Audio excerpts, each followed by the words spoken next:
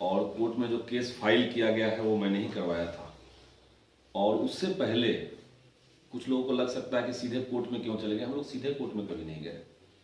BSSC से 3 round बातचीत हुई, सारे तर्कों पे बात हुई। उसके बाद हम लोग बिहार का जो पिछड़ा वर्ग आयोग है वहाँ पे हम लोग गए, वहाँ पे हमने पिटीशन डाला, वहाँ पे तलब किया गया बीएसएससी को, वहाँ पे बीएसएससी ने जवाब दिया।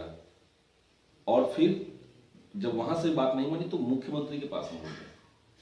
मुख्यमंत्री के जो सेक्रेटरी हैं उनसे बात हुई और उन्होंने कहा कि ठीक है हम आश्वासन देते हैं, लेकिन कुछ हुआ नहीं।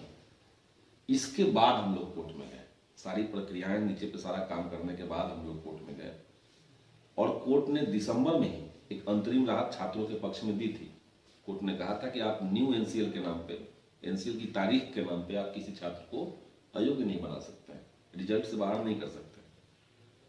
और हमें यकीन है कि जो अंतरिम राहत छात्रों को मिली है यही अंतिम जो फैसला होगा उसमें ये झलकना चाहिए। हमें उम्मीद इस तरह का है क्योंकि सारे तर्क हमारे पक्ष में हैं।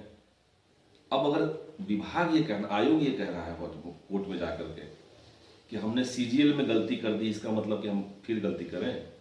बात सीजीएल की गलती की नहीं है, आप एक गलती की सुधार लीजिए, कोई दिक्कत हमें नहीं है। बात है कि अगर किसी भी बहाली के अंदर उसकी रीढ़ होती है विज्ञप्ति, विज्ञप्ति में आपने क्लियर कट ये नहीं कहा कि 14 के से पहले का हमको एनसीएल चाहिए, तब तो कोई चांस ही नहीं बनता है कि स्टूडेंट बना करके रखेंगे। जो भाषा उसमें इस्तेमाल हुआ है विज्ञप्ति में, उसकी व्याख्या अगर सरकार कर रही है या आयोग कर रही है तो हमें लगता है कि उस तरह के जंक्चर पे हमेशा जो डाउट का बेनिफिट होता है वो छात्रों के पक्ष में जाना चाहिए। और 4000 के आसपास ऐसे बच्चे हैं और सारे ओबीसी छात्र हैं। एनसीएल तो ओबीसी, एक तो सरकारी नौकरियों में ओबीसी छात्रों की जो स्थिति है बहुत कमजोर है, कम है, और ऊपर से आप छांट करके सिर्फ ओबीसी को टारगेट कर देंगे तो सोशल जस्टिस का क्या होगा।